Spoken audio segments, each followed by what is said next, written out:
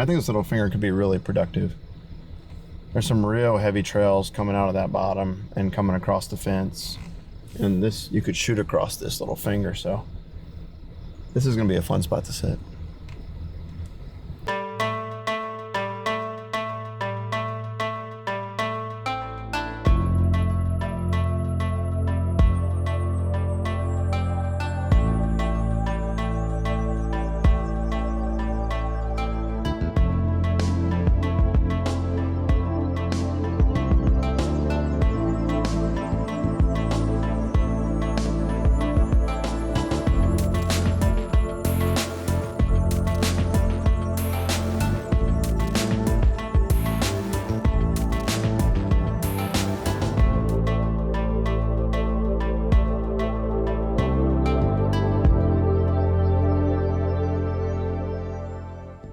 The goal for today is we're actually going to do a lower seeding rate with what's a CP25. The goal is that these warm season grasses are going to get tall enough that it's going to help my ingress and egress and getting in and out of this farm. Looking forward to getting this project done tonight, and looking forward to getting the tractor fired up and doing a little tractor therapy tonight.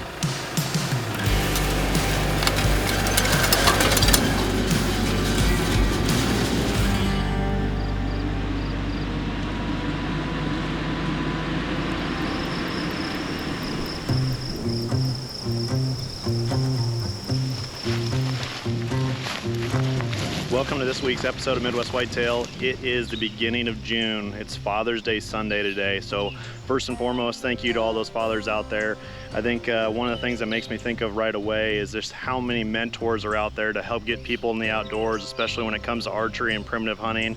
You know, you guys play a critical role and continue to usher in that next generation of environmentally conscious individuals, but also just continuing to pass on the tradition. So thank you to all the fathers out there, and hopefully everyone has a relaxing day, or maybe you're out here like me and trying to get some of these projects done today. So I'm down here on Area 52 today, and I'm going to kick off today's episode by talking about my native seeding that also serves as my access lane for the property. Last year I was able to get access to the Case IH and brought it down here with the 1006 Great Plains drill, and wow, what a difference a year makes, and with some timely rains. It's made a really nice jump, and I always talk about that old adage where the first year it sleeps, second year it creeps, and then the third year it leaps. I don't even know where I'm at as far as that scale. I don't know if this is a leap or creep or where I'm at this point in time, but all I can say is I've seen a big jump, and I'm really going to focus on my management practices moving forward so I can sustain this native seeding moving into the future. And first and foremost, I'm going to focus on my mowing. Timely mowings are going to be important during these first 2 to 3 growing cycles, but essentially I'm just trying to take the tops of this to just give that a little bit of edge so these natives can get out in front of some of those less desirables, especially the cool season grasses. We have a really fun episode for you today.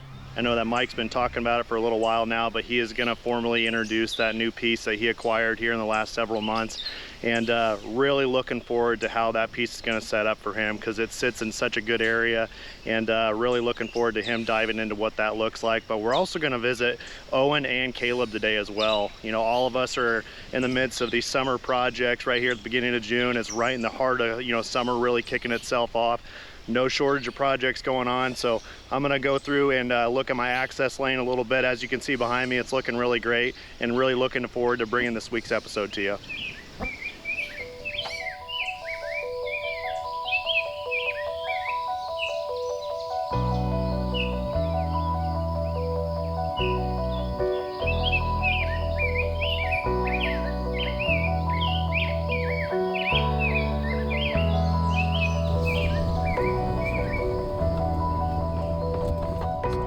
Well, we just pulled into this new farm of mine, this 76 acre piece, and as we've been saying the last few weeks, we were going to give a rundown on this farm. So Ryan and I have just pulled in, and we're looking at our bean planting. We planted 5 acres of beans out here 2 weeks ago and getting a good germination. We've not really had any rain since we planted it, but it's looking like most of it's going to do pretty good. And so we thought we'd take this opportunity to take you guys around the property and show you the property and talk about 3 of the advantages of the property that I've identified or think that'll work in our favor, and then 3 of maybe some of the challenges we'll face on this piece of property.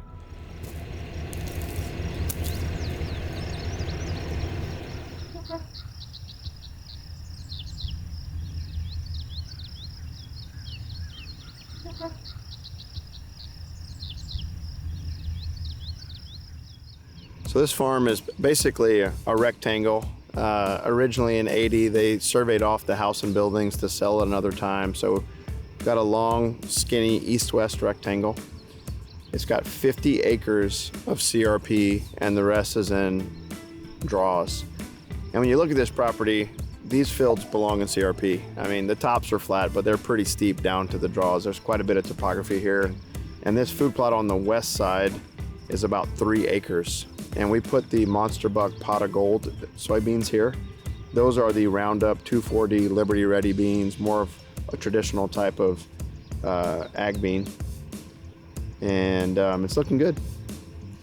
We're gonna see, I'm gonna keep an eye on it for the browse pressure and decide if we need to fence it or not. I do have extra fence from my piece that was in southern Iowa that I sold to buy this one. There's a lot of volunteer corn from last year's food plot. And so next time we come in and spray, we'll mix some clethodim in there and kill that corn off. This particular food plot's gonna set up really well for late season. Like I said, 3 acres surrounded by deep draws. We're gonna be able to get in and out from the south side. It's gonna set up really well for a northwest wind.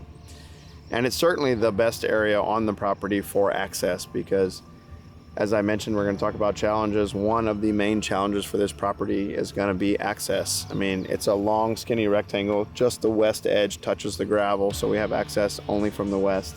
It's hard to get to the east side without going through one of the big draws. And I can imagine that's gonna cause a little bit of trouble. We might bust deer out here and there, but we'll see how that goes. I think it will be easier to hunt this place in the afternoons just because the deer are bedded deep down in the draws, and then these food plots are high up on the hills. And as you'll see on the aerial, there's basically, we start out at the road, we got the big field, and there's a draw that cuts this place in half. There's a field on the east side followed by another draw that is mostly off the property. So we're gonna go down to the first draw. There's a crossing built to get into that east field. And so we'll head down there and talk a little bit more about that location because that's gonna be an interesting spot, I think, where we see some directed or some funneling activity with deer movement.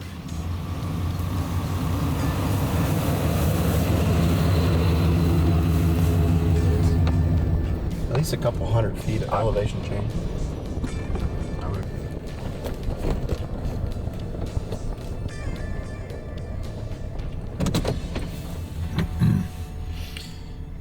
So we're just in the first bottom, and it's a deep draw. I mean, it starts off the property and like I said, cuts this property into 2, and it's really steep coming down in here, but the bottom along the creek is pretty flat.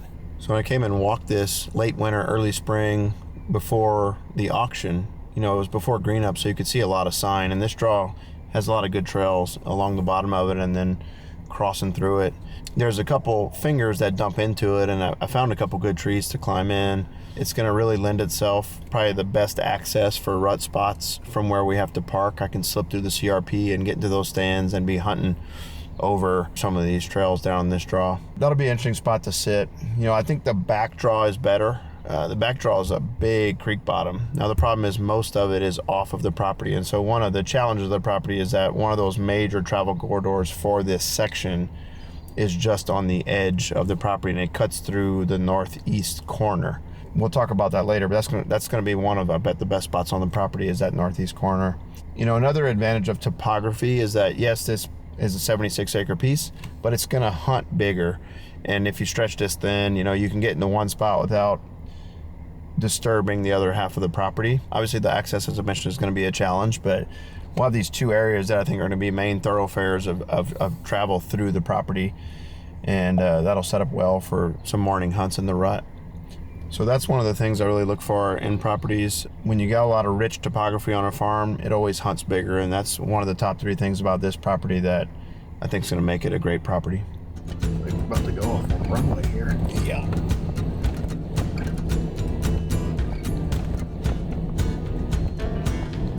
This spot looks really good. Great germination. It looks great. We also planted the pot of gold back here. This bean plot is on the east side. It butts up against that big ravine that runs just off the property that I think is gonna hold most of the deer. It's just tucked in this little corner. And we got a clover off the edge that I just left in clover and mowed it, and then it's a little over 1.5 acres of beans here. So this, we'll have to keep a close eye on it. It may have to get fenced because it's so small. But I just love the way this spot sets up, particularly for late season. One, we're gonna be able to hunt it with a bow. It's skinny enough we can get a trailer blind in here and be able to just about shoot across it. And again, one of the challenges is gonna be access. If I'm lucky, I'll hopefully be able to talk to some of the neighbors and see if I can't cut through the ag field to access this. That would be ideal. Otherwise, I'll have to just sneak up the south fence, and we'll try to figure out what's the least disruptive way of getting in here, particularly late season. So as I mentioned, this big draw, this creek bottom, that I think is going to be where a lot of the activity is in the rut and where there's going to be a lot of deer bedded. That's right off the edge of this field, and we'll walk down there in a second, or drive down there in a second. And I basically have this southeast corner and northeast corner that I think are going to be huntable. This with the food plot in the afternoon, and then as we get down this fence line, there's a little finger of CRP that goes down in there that's going to make it, I think there's going to be an ability to bow hunt that in the rut as deer, I think they're going to come up and down that finger to check this area out for does. And also they're going to run the west side of that creek over there. I like the creek set up better in the northeast corner, and we'll go down there and take a look at that. But, while it's going to be a challenge not having the creek on the property, hunting this east side is basically the middle of the section, and we'll be able to capture some of that movement just inside the property line.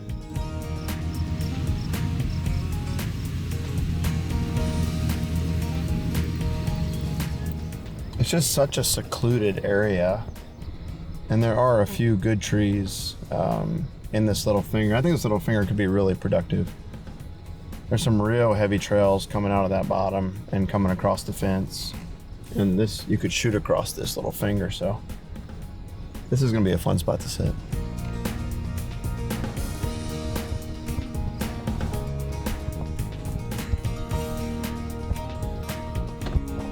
Lots of oaks on the property. It's got a really good hardwood stand. Also, as I walked around, it's got pretty good timber value. There's some good walnuts, mature walnuts. And that's something we don't always talk about, but timber value, when you're looking at buying a farm, that's definitely worth assessing. And the first couple farms I bought, when I was really trying to balance out purchase price and potential income on the property and not just buying for deer or neighborhood or whatever, I walked a bunch of farms with a forester to try to figure out what kind of value might be in the trees. And I'm still learning a lot about timber harvest. I had a lot of friends do that in Louisiana to help pay for their properties. There's ways to manage the timber, right? Do select cuts and really manage the timber, make it a better timber, improve habitat, not just going in and cutting everything down and making it thick, but the trees that are mature, that they're just going to die, you can go in there and take those mature trees out, get some cash, open up the canopy, or help with that cover and help those young trees be released. And it's definitely, if you're looking at how am I going to cover payments and can I afford a property, looking at the overall timber values, a good idea. One of the other advantages of this property is it's really close to the river bottom farm. It's just a couple miles as the crow flies, and neighborhood's always a challenging thing. I moved to Iowa in 2009, and thought that if I can buy a big enough chunk, I could have success anywhere. And there definitely are little microcosms of management. I think the co-op thing's hard to understate the value of having a large area of guys all doing the same thing. The first couple of farms I bought, it ended up being areas where not everybody had similar mindsets. And so, I was like, well, I just need to move if I want to do something different. And once we got the river bottom farm, you start getting to know people, you see the quality of animals there. It's been an area that I'm just trying to get more land in, because this area's just got a great deer herd, great deer numbers, and a lot of hunters that are interested in shooting older age class bucks. And that often translates into good quality antler size as well. I'm very fortunate to be able to have a piece of ground pop up close to the farm where I know a lot of guys and know that it's a good neighborhood, because it's actually difficult to figure that out sometimes.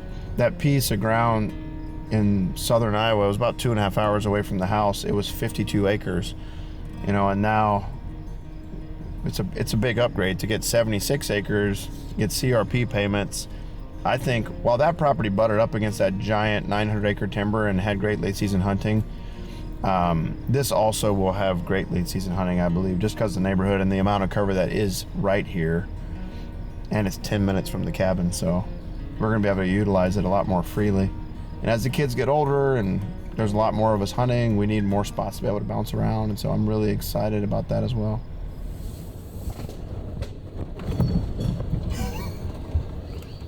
Look at all the deer using this crossing already. There's tracks everywhere.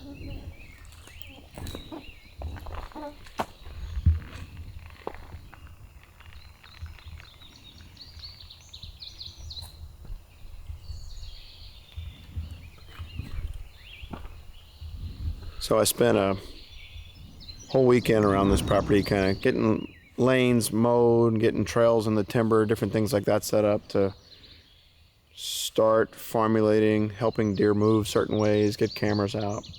And this crossing is a big project. I came down here and pulled out a bunch of elm trees and got it wide enough where I can get the truck and tractor down. And I started cutting. I'm gonna make a Missouri crossing right here. And then as we cross right here, there's a little field opening. And it just is a spot that's screaming, you know, to put a little plot in there. There's gonna be just a natural movement along the creek. There's also lots of good native browse. There's mass crop. You know, we put a little green plot in there. I'm trying to architect it where we can set up a spot and have some success with the bow in hand.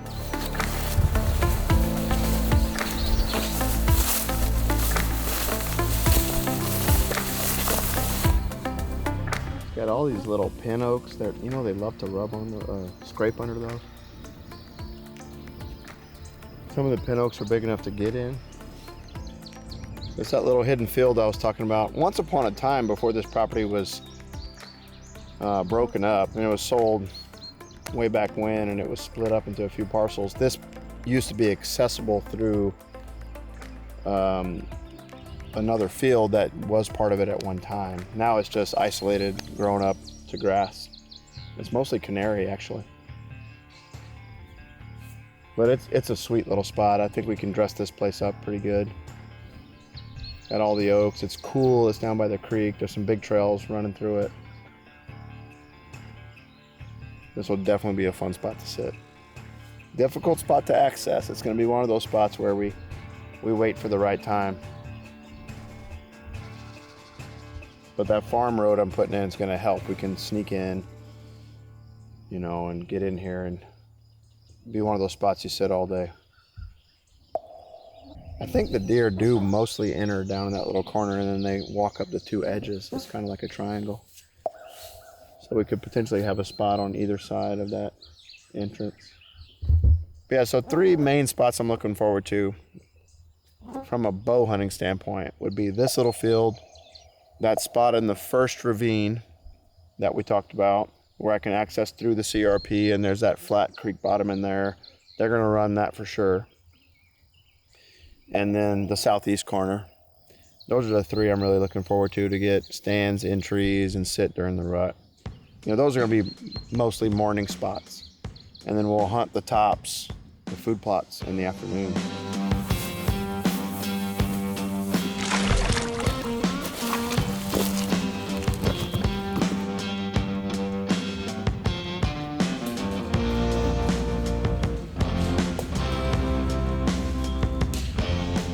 We just got back up to the entrance, and one thing I forgot to mention that I do think is a distinct advantage of this property is while we only have access from the west, you can't really see into the property from the road. And that's, you know, that's one of those you can kind of go either way on, I think, but in general, it's good when it's a 76-acre piece.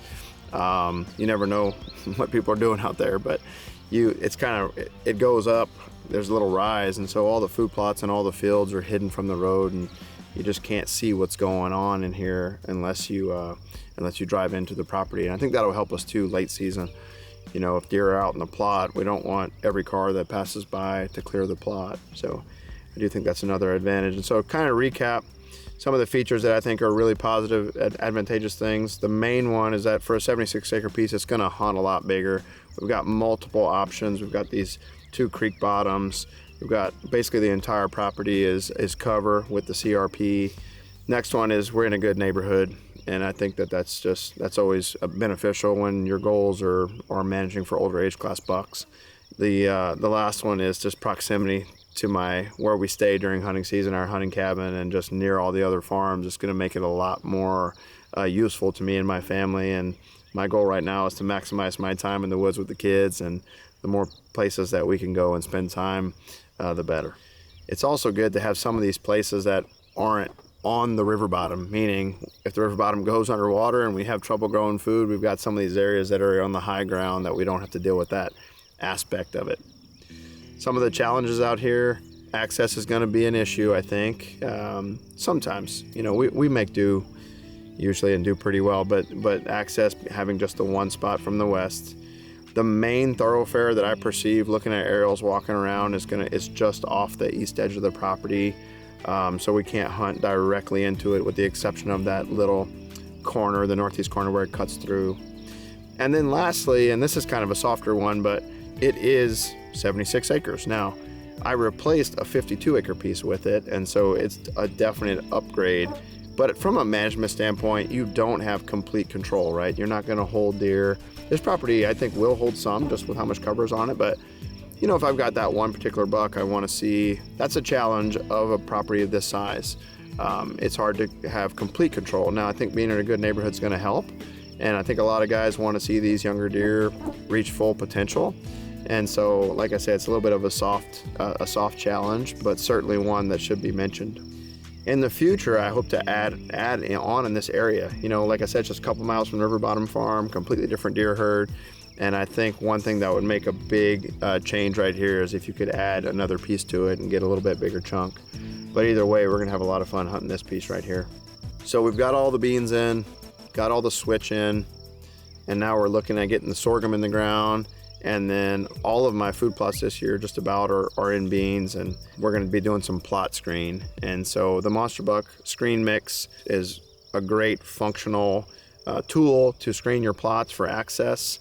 And as I mentioned, we're going to be getting those done here in the coming weeks. And next we're going to join Kaleb. Caleb's doing the same thing on the properties he's working on, and he's going to talk to you guys about how he does that.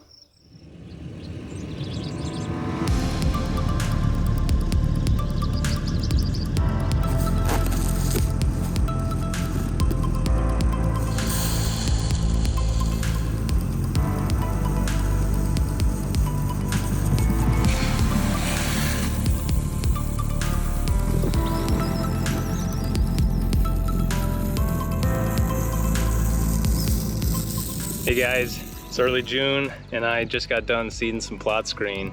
Early June, that's the one thing that's kind of on my mind is plot screen. It's really the only thing that I plant in the month of June actually.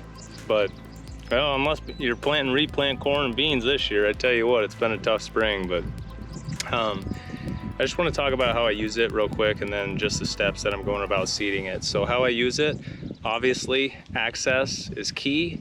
Screening stuff off from the road, that's this particular case in this spot here. See, we got some drilled corn over here to my right shoulder. It looks awesome. And then we're screening this off in the road so these deer feel comfortable out here. So when cars, trucks go by, they're not skirting out of here. And then the last way that I use it, I kind of hinted it last year, but I use it to pinch deer down. Think about a plot screen on a certain side of your food plot, and every time you hunt it, you can't pinch these deer down. They're always entering at multiple spots of this field. Well, think about screening one side off and mowing a 10-foot path after it gets 8 to 15 foot tall, whatever it's going to be. That gives those deer one easy route of access that they can flow through there. They're going to get pinched down there. They're going to use it, and it makes for a heck of a stand location. What I did back here behind me, like I said, I just got this seeded and started off with mowing this down and disking it. After I got it worked, came back over it with some Roundup and got all the weeds killed, so we got a nice clean seed bed for the seeds. Just ended up broadcasting this mix that Monster Buck makes want to say it's 6 pounds per quarter acre, so 24 pounds to the acre if you're using monster buck. For example, say this one was 0.3 acres. Well, I took 0.3, I times it by the 24. So I put 7 pounds in my cedar. I put my cedar all the way down, so seed's just barely coming out, and then I just went back and forth and stuff until I got an even spread. And the reason I go really low with my spreader at first is just so I get that even spread, so I'm not running out on one end of the plot and I'm getting the perfect rate down, a very even rate per se. And then after that, you know, I'll come back in here with triple 13. I'll give it 1 shot of fertilizer before we get this rain. I'm gonna come back, cold the packet here later after I put the fertilizer on. And then once that is finished, about a month from now, after this stuff gets up and growing, I'm gonna come back with some urea.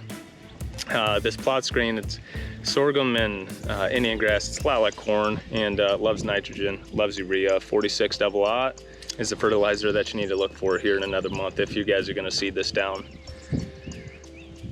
But other than that, that pretty much covers everything. I hope you guys' summers are off to a good start. The weather's certainly hot, and hope you guys are staying cool. But Owen's gonna close the show this week. He's got an awesome bow tip for you guys. Check it out. Hope to see you back next time.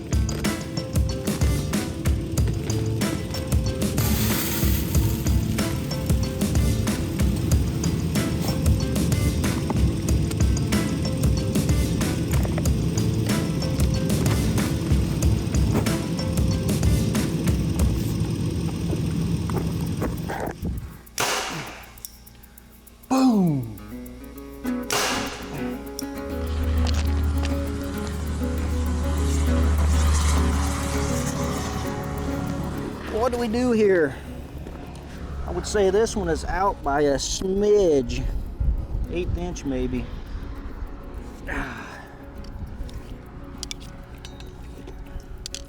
Looks like my 12's getting a little jacked up here. Hey guys, got another archery tip for you today.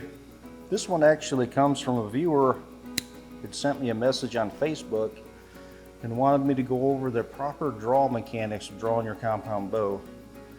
There are a few things that I would suggest on this. It's going to be somewhat subjective. You know, it's mainly my opinion. I've never seen anything written on this. You have to do it a certain way, but I do believe there are some things you can do to help save your shoulders, especially if you shoot a lot. The first thing I would recommend is on your drawing arm, get that elbow at least up to the height of your shoulder. I prefer it a little bit higher. So what I would do, if you watch me in like a tree stand, say the decoy hunt, I like to get my bow basically flat, straight out.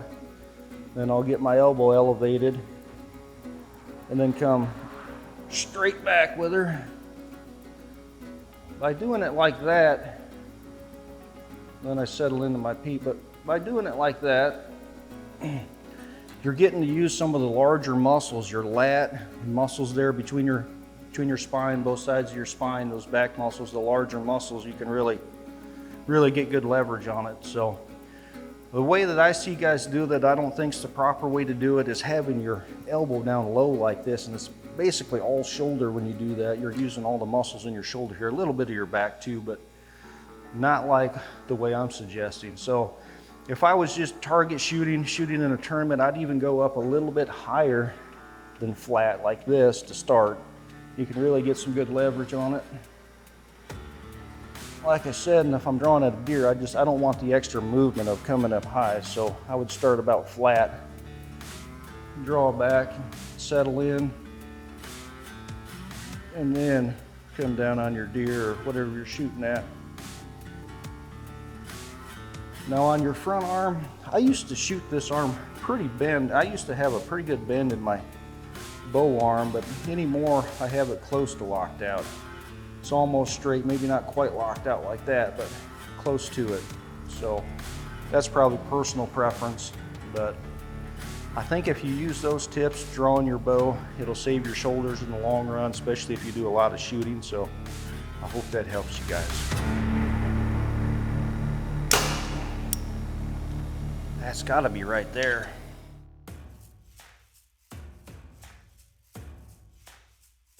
Hi, I'm Steve Hansen with Hawkeye United Country. We're out here on a killer 344 acre Monroe County farm. This 344 acres literally has something for everyone. We've got over 100 acres of cropland. We've got over 150 acres of mature white oak timber, creek bottoms, food plots. It is literally a turnkey farm ready to hunt. One of the great things about this property is all the management that's been done in the past. We've spent the past 4 years helping this landowner develop this property, doing edge feathering, warm season grass plantings, building water holes, building a trail system, also just managing the deer by only harvesting the right bucks. You know, by passing up those 150 and 160 deer each year, the new owner should be stepping into an environment that's very likely to be able to hunt 170 plus deer every year. And this neighborhood is known to produce that. This farm's located in an area, a neighborhood between Albia and Blakesburg, Iowa, close to the Albia Airport, close to Highway 5. You can probably be at the farm in an hour and 20 minutes from Des Moines. It's a great location. One thing that the current landowner's really developed here is the access. He's provided a road system throughout the farm, especially at the eastern borders of the farm, which would allow good access on any type of west wind, which is common. He owns the entire road system on the north side of the farm, and then our south access is through our current tenants, which we have a great relationship with. So it allows access to 3 sides of the farm, so you can virtually hunt here in any wind. We're up here on top on the crop fields here, where these draws begin. And one of the great features of this farm is just the fact that we have water holes, full-time year-round water on all parts of the farm. Up here we have these ponds. Down below we have the creek. So we have about 7 permanent water sources on the farm at all times, which is huge. One of the great things about the edge feathering that we've done on this farm is we've used this to steer these deer on this side of the ridge. This tree right here, stand tree, sets up perfect for a northwest wind. All these cut cedars steer them right by here on their way out to the crop fields in the evening. This is all actually what makes up a true turnkey farm. We've finally made it here to kind of the center of the farm, and behind us you can see we've got one of the water holes, perfect setup for archery. This transitions uphill into some clover, scattered clover with oak trees, more great stand locations. From there it moves out into a turnip plot, and then this past year we left standing corn as a final destination plot. But that's one of the things, you hear the words turnkey farm thrown around a lot, but this one truly is. One of the other great things about this property is we have amazing tenants. They're also part of the reason that we have access to from the entire south side of the farm, and those guys are paying a little over $16,000 a year in cash rent. But they are also great partners and stewards of this farm. They leave the standing crops as our food plots. You know, the new owner can use that money, the cash rent money, to do additional food plots, other improvements, and the other big chunk of income that's definitely been left on the table here for somebody new is the standing white oaks. We're here where these ridges kind of roll off into some creek bottoms. Beautiful spot, ideal conditions for growing timber like this. This is a veneer and or stave quality white oak. This is what the market is really after right now, and whether a new owner chose to cut these trees right away or manage it with small cuts every year, this is going to be wealth going forward and resources for the next generation. This is a pretty special farm to me. Where I'm standing right now, we're only 3/4 mile from the first farm that I ever bought, so I've had a lot of experience in this area, and that's why I'm really confident that the next owner of this farm is going to succeed with it. This is a really great farm here. If you're interested in a showing, contact me, Steve Hansen, Hawkeye Farm Management, Albia, Iowa, 641-799-2449. Thank you.